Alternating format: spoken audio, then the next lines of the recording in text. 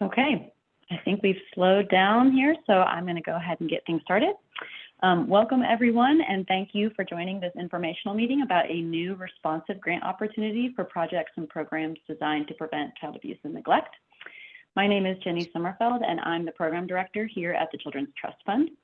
And just to provide a quick overview of today's meeting, our executive director, Emily Van Schenkoff, is going to kick things off by talking about our work at the Children's Trust Fund and provide a little context for this grant opportunity.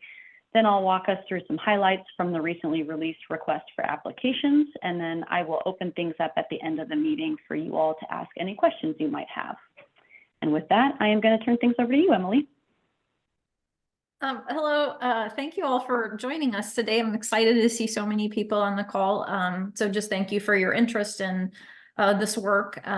It's exciting to me to see that. So I'm just going to talk real briefly about who the Children's Trust Fund is. And for many of you all, you absolutely know who we are. But there are some folks on here that I don't recognize and folks that might be new to some of this work. So I'm just going to tell you just a little brief bit about the Children's Trust Fund so you can have that history and context.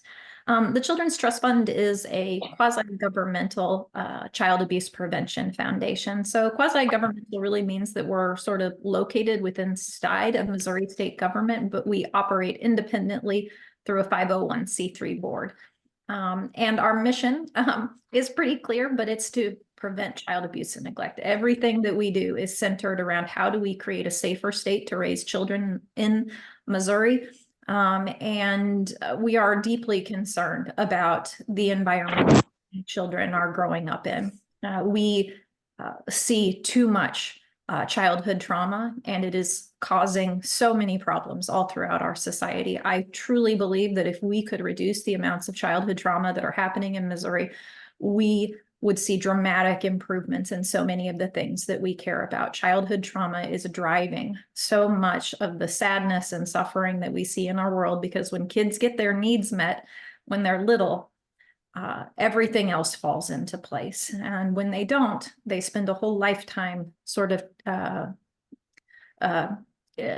struggling to meet that deficit.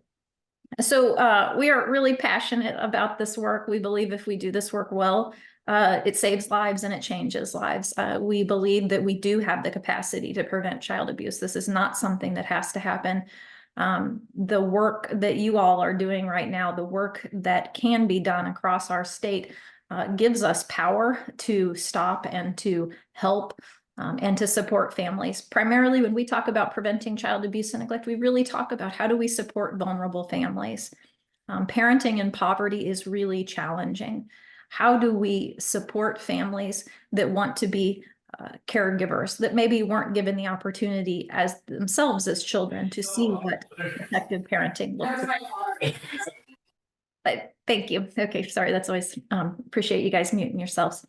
So the Children's Trust Fund, again, we share you all's passion for this work and believe that it matters. We do our work through three primary ways. And the first way that we do our work is through grant making. So this is obviously grant making. We give out funding to community-based organizations to do this work. The second part of what we do is we work on public education to think about the things that we can do to educate Missouri citizens about child abuse and neglect and to be a voice for this work. And the third way we do our work is through policy and systems level change and advocacy. So CTF, we have an active lobbying and public policy presence. We believe that the environmental context that children that these programs that we fund, the environmental context really affects that. You can do really good community-based work, but if the policy and systems at the state level are not supportive of children and families, we won't get the impact that we want to see. And so we really see our policy making and systems level work really complementing the work that happens on the ground. We want Missouri to be a really child and family-friendly state. So we need to get to a place where we all say, Missouri is a family-friendly state. This is a state that supports families and caring for children. And I think most of us would agree we're not really there yet, but we are on the path, and that is what we are trying to do.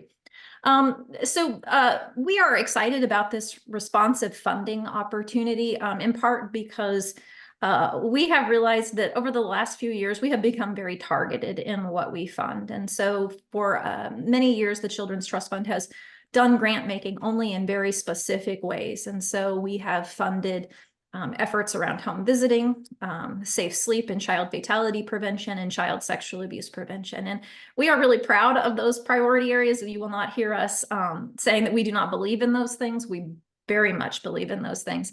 But I think we realized, and we did receive feedback from folks that we'd become very targeted, that many people who were doing great work to prevent child abuse and neglect couldn't really utilize CTF funds anymore. And that is something that I think we took seriously and that our board took seriously.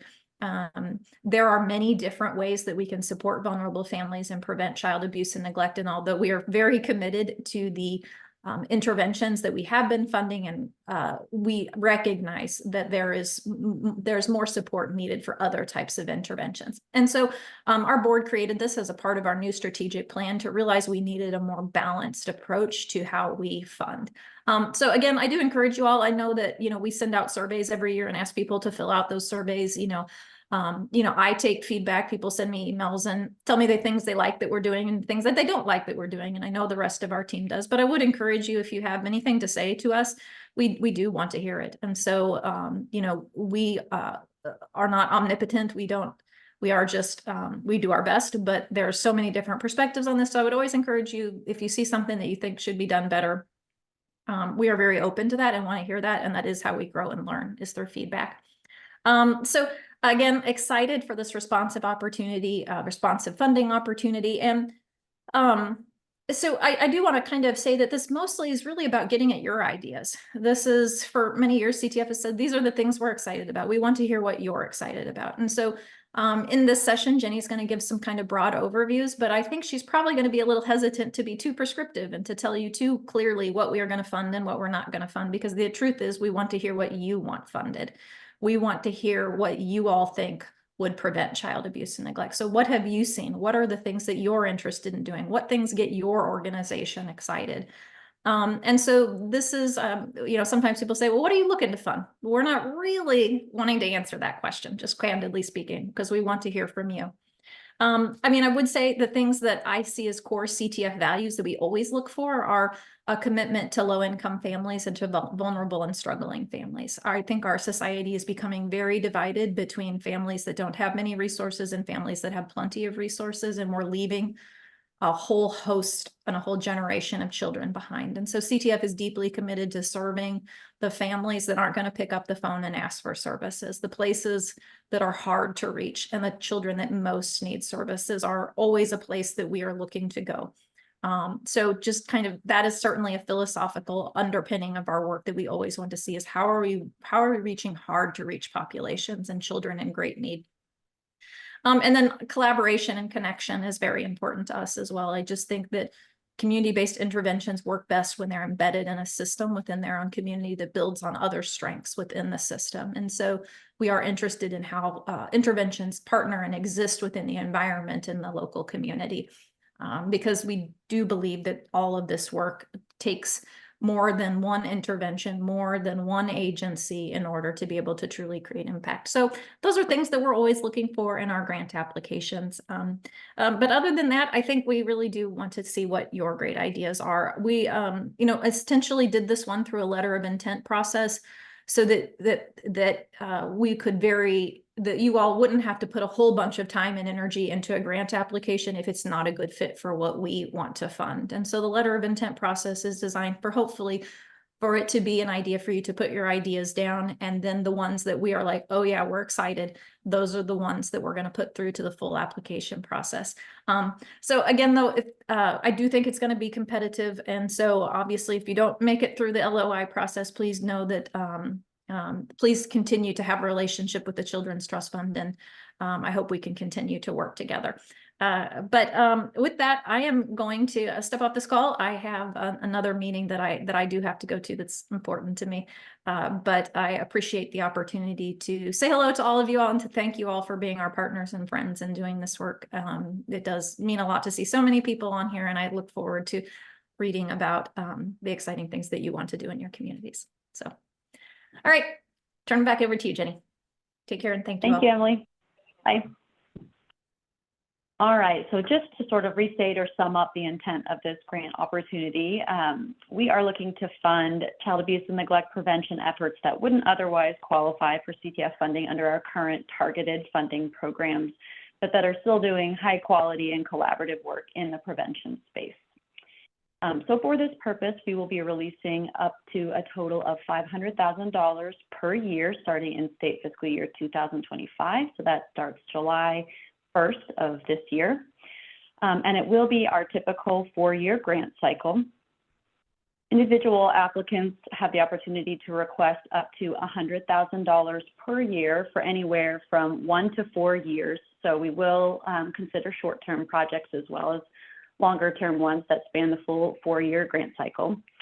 And I'll just give the caveat that if you do request multiple years of funding after year 1 will be subject to funds being available to CTF for this purpose and approval of a grantee's annual renewal application. In terms of eligibility, we will consider both direct service programs and community-based projects that aim to improve the conditions impacting families' risk for child abuse and neglect. And to qualify for funding, all applications must meet certain criteria.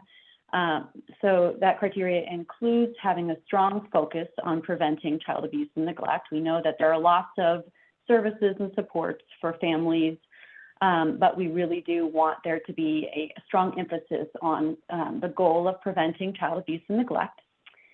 The projects or programs must use a primary and or a secondary approach to prevention. So we have provided detailed definitions of primary and secondary prevention in the RFA, and I won't restate those, but just sort of a high level definition of what we mean is that efforts must benefit the general public or families that are identified as high risk for child abuse and neglect but have not yet experienced abuse.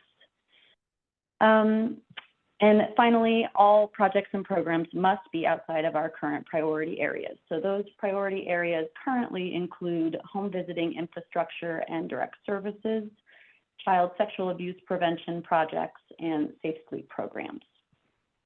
Anything outside of those that otherwise meets the criteria will be considered. We do have additional criteria for direct service proposals, and they align with what Emily talked about as sort of the core philosophical underpinnings of everything that CTF is interested in funding. So basically, a program must be designed to improve protective factors for vulnerable families, a commitment to providing services to low-income and vulnerable families, and then collaboration with other area resources and programs that help to strengthen families to prevent child abuse and neglect. And just a note on the collaboration piece, if there isn't a current collaboration like this happening with the program, it can be a planned collaboration that would be implemented during the grant period. We would give priority consideration to certain types of proposals that we've outlined those in the RFA, but just to restate them here, we are interested in collaborations that leverage existing structures and supports for vulnerable families. And so just a few examples of what that might look like. It could be a fatherhood program that has a formal method for receiving referrals from a home visiting program, or a crisis nursery that has a formal method for receiving referrals from a substance use treatment program. And of course, there are many other examples, and we're eager to hear from you all about what you think that could look like. We're also interested in programs that have the capacity to grow to serve a larger population or service area. We really want to scale effective programming in Missouri and build a really effective prevention system in Missouri. So if there is a local program that doesn't yet exist elsewhere in the state but could be scaled, we're really interested in identifying that and helping to scale those programs. And then finally, we are open to non-evidence-based programs, but we would give priority consideration to programs that do use evidence-based practices. For those that are accepted into this grant program, participation requirements would include program evaluation by the grantee, and the results of that evaluation would need to be shared with Children's Trust Fund. All employees and volunteers working with children under 18 years would be required to complete criminal and child abuse background screenings and provide proof of those screenings to CTF. So we're not asking for actual results of the screening, but just proof that those screenings are completed as part of the hiring process, or if not the hiring process, soon after receiving CTF award. All grantees are required to participate in regular grantee meetings, and it varies by grant program how often those grant meetings occur, but it would most likely occur a couple of times a year.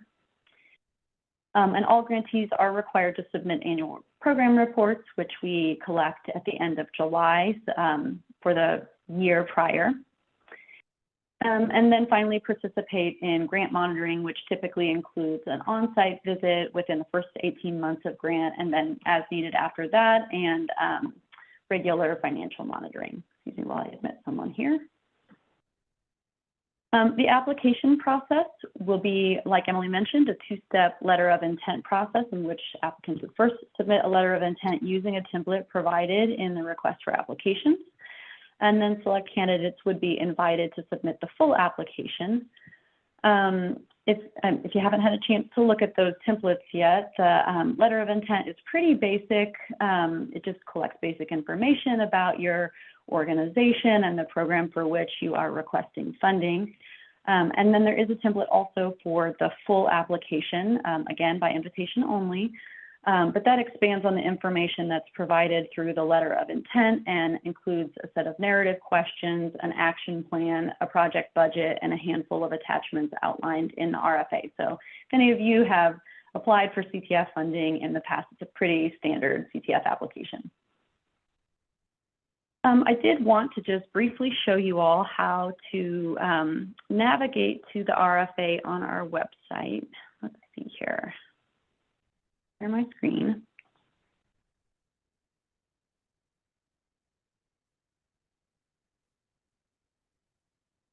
Okay, can everyone see web browser here? Okay, so for any of our funding opportunities, from the home page, you'll navigate to them through this Funded Programs tab, Funding Opportunities, and then we have our current funding opportunities posted right now. This is the one that we are discussing at the moment. And you'll just click on the link for Request for Proposals to download and view the request for applications. And I want to just pull that up and show you all here at the end where we have the letter of intent and full application attached. Everything you need to know about this funding opportunity and how to apply is all contained in this document. And we have received feedback that these Word document tables can be kind of awkward to fill out and expand. Formatting gets wonky, so we have created some Excel versions of the action plan and the budget template that you can access through links that are embedded within the Word document, but those are also linked to the funding opportunity page. Okay, let me get back to my notes here. So how applications will be assessed. For the letter of intent process, we will just have an internal crew of CTF staff that will look over those letter of intents for basic compliance with the funding criteria and alignment with the intent of the funding opportunity. But we'll have a more expansive and formal review panel to look at those full applications, and we will have a rubric that totals 100 points that each reviewer will use to evaluate the applications in a standardized way. And we include this in the RFA, but just to sort of give you an overview of the points and how things will be weighted. There's a total of 70 points possible through the narrative responses, 20 points possible through your action plan, and then 10 points for your budget. The timeline outside of, the timeline overall, your letter of intents would be due by 5:00 p.m. Central Standard Time on March 22nd, so 3 weeks from the time of release of the RFA. And then we will take a couple of weeks to review those LOIs and make invitations to submit full applications by April 5th. And then from the time of invitation, you will have about 4 weeks to complete and submit full applications, and those will be due by 5 p.m. on May 3rd. And then we will make award notification the week of June 3rd. We have a board meeting to approve funding recommendations on June 3rd. So shortly thereafter, we will make notifications one way or the other. And then contracts begin, of course, on July 1st. So if you have any questions along the way, you are always welcome to reach out to me, Jenny Sommerfeld. I will drop my email address in the chat here, and then it's also in the request for applications. And I will open it up to you at this point for questions.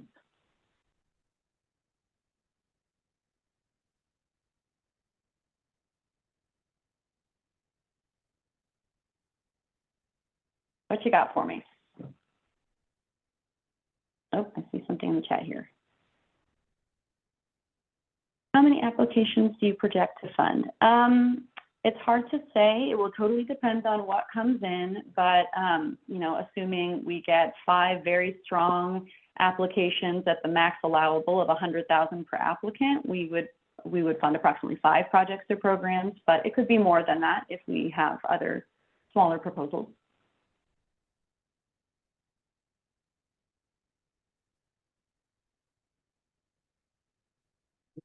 Any other questions? Hello, can you hear me? Yes. Am I allowed to ask questions via microphone? Of course, yeah, please. Cool. All right, cool. It was just easier to explain my question by talking than by typing. So earlier you mentioned that some of the highest priority applications would be those that collaborate with existing programs. You mentioned a crisis nursery that might receive referrals from a substance abuse program.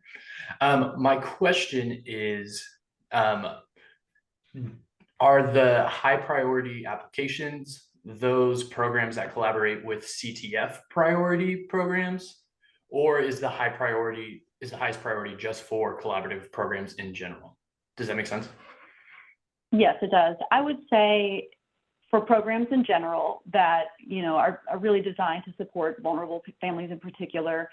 But I would also add, I guess, that, you know, we've selected our funding priorities because we do think that they are areas that are the most evidence-based or most likely to be effective in preventing child abuse and neglect. And so I do think it could give an edge to work with a home visiting program, which is one of the most evidence-based ways to prevent child abuse and neglect, or with a community-based child sexual abuse initiative that's using, you know, the best available practices and programs to prevent child sexual abuse. So I would say, you know, the criteria isn't specific to CTF programs, but I do think that could give you an edge. Cool, thank you very much. Like Julie Youngers has a question. Please feel free to come off mute if you feel comfortable. Yeah, and I apologize if you already covered this, but I noticed in the instructions for the letter of intent, so we include a cover letter and then there's like 2 questions to answer underneath that.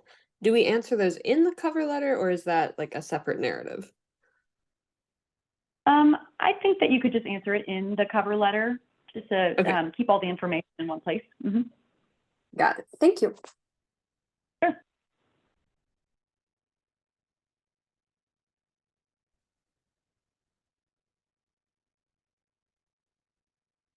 Check the chat here, see if I'm missing anything.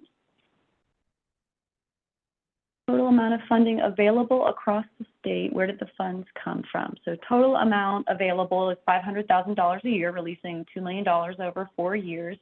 And the funding is community-based child abuse prevention funds.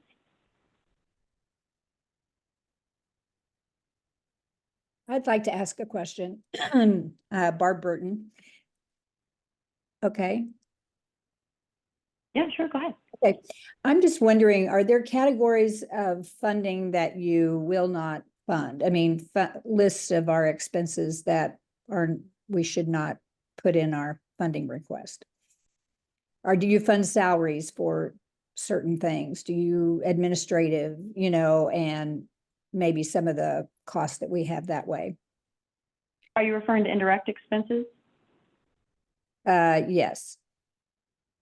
So we do fund indirect expenses. Historically, we've had a pretty modest amount of indirect costs that we'd be willing to fund. I think it was 5%. As of fiscal year 24, we have expanded that, and it just depends on your organizational budget size, what you're eligible to receive. So it's anywhere from 10 to 15%. Okay.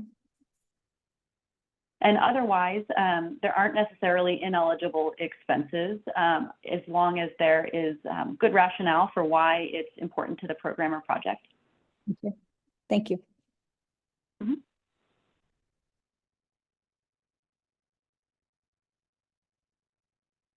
Are there any other questions?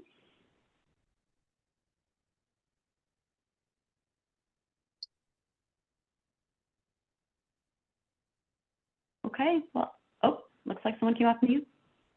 I'm going to ask one more question about the evidence-based practices. Do you, can we email with you or talk to you about something we're using, or to just see if that would be acceptable, or do you want us to just, it's, you know, something we've been using or we would like to use, and if that would be, if that would work? I'd be happy to further discuss whatever program you're using. I would say, you know, regardless of whether it's evidence-based or not, we would consider it, but we would give priority consideration to something that would be considered evidence-based. And so I can talk through with you whether or not that would be considered evidence-based. Sure. Okay, thank you. You're welcome. Jenny, it's Frankie.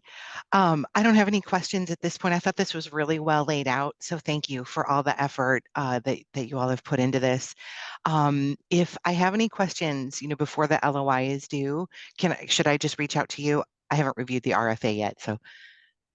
Yes, absolutely. Please reach out to me, and I've dropped my email in the chat, but I will also drop my phone number in case phone is preferred. Oh, great. And is there a deadline for questions? No, just anytime up until the application is due. Awesome. Thank you. You're welcome.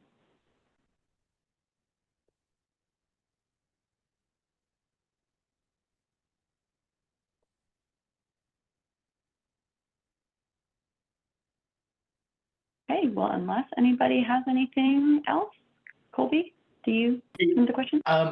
I think I see a question in the group message. I mean, in the chat Oh. that I don't know if it's been answered yet. The all please help us understand the statement. All services provided through this grant opportunity must be voluntary. Thank you. Okay, thank you. So these are CB-CAP funds. So this is basically another way of saying that it has to be primary, secondary, and it cannot be sort of court ordered or mandated that a family participate in these services. The family has to willingly elect to participate.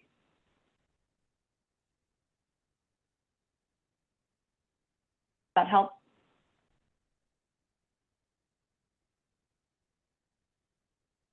If I missed anything else here in the chat. I think I'm good.